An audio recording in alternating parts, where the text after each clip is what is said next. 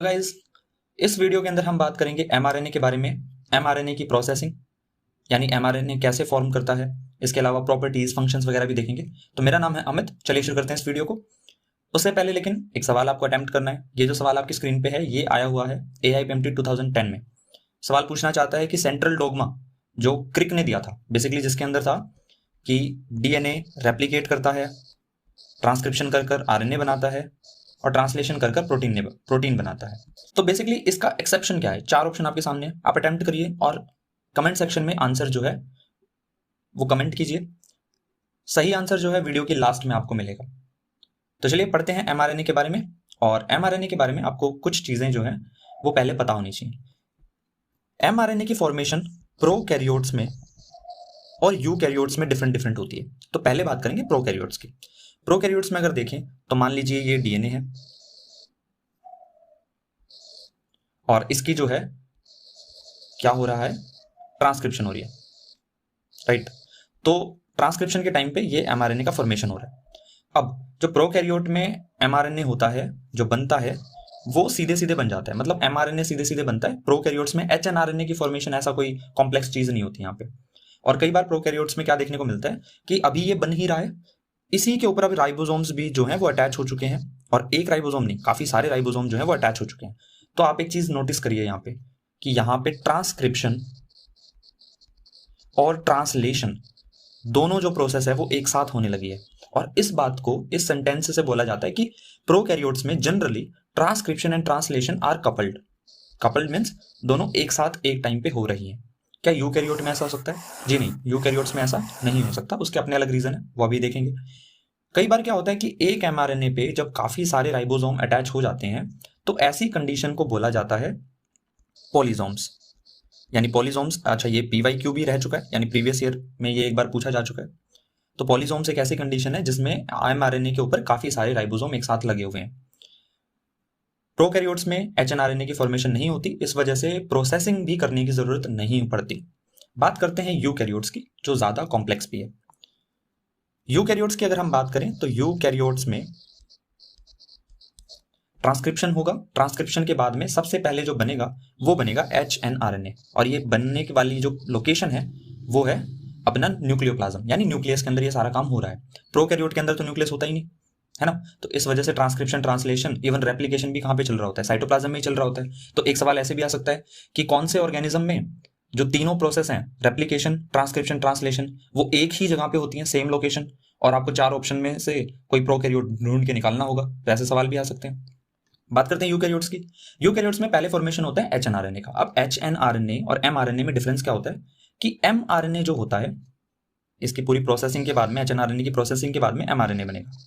mRNA जो है वो फुल्ली कोड कर सकता है प्रोटीन को, यानी mRNA जो है पूरी तरीके से, एक तरीके से इस पे सारे कोड होते हैं। कोई भी जगह ऐसी नहीं होती जहां पर कोई कोड ना हो प्रोटीन के लिए। तो ये पूरा का पूरा सिस्ट्रोन होता है। सिस्ट्रोन DNA का बेसिकली वो कोड होता है जो सीधे सीधे प्रोटीन बना सकता है। तो mRNA वाले को हम सिस्ट्रोन बोल सकते हैं क्योंकि ये प्रोटीन को कोड कर रहा होगा। HRNA को हम सिस्ट्रोन नहीं बोल सकते। रीजन ये है कि HRNA पे कुछ स्पेसिफिक जगह होती है जहां पर किसी तरीके से कोई कोड नहीं हो पाता।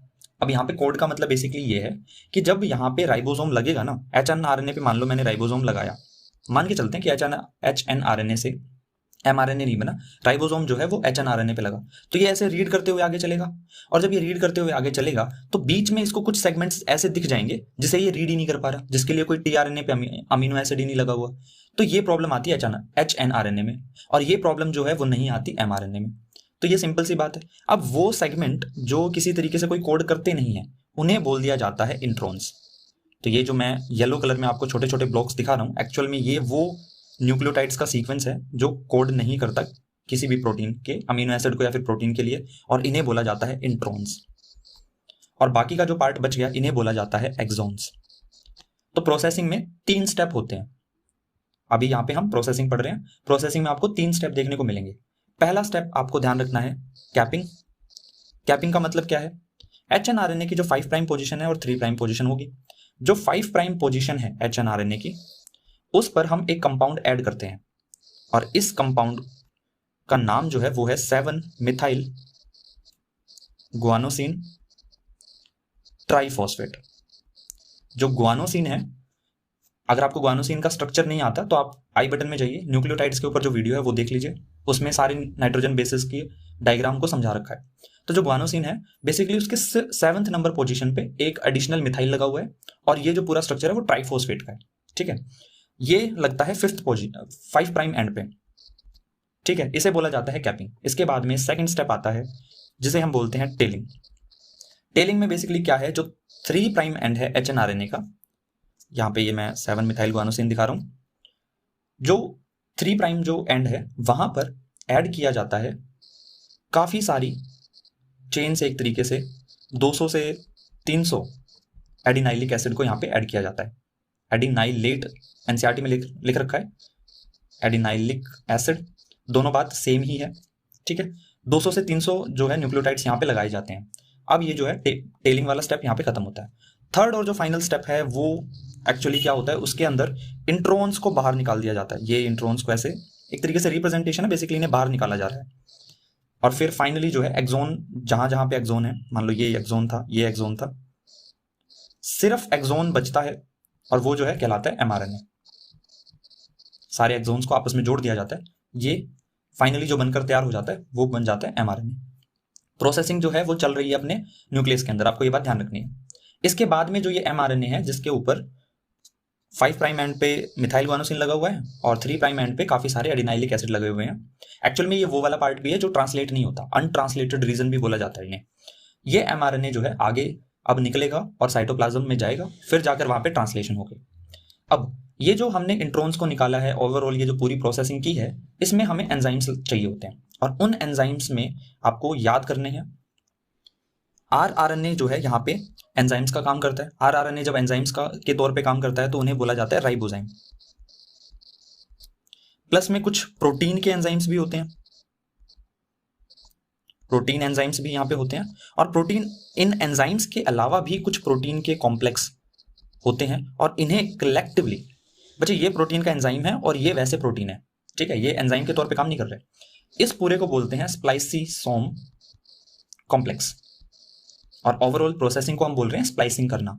अब ये जो होता है ये एक्सक्लूसिव होता है यूकैरियोट्स के लिए। और ये जो प्रोसेस है एक्चुअल में प्रोसेसिंग, ये जो स्प्लाइसिंग हो रही है, बायोटेक में हम पढ़ेंगे कि ये एक तरीके से सिरदर्दी का काम करती है।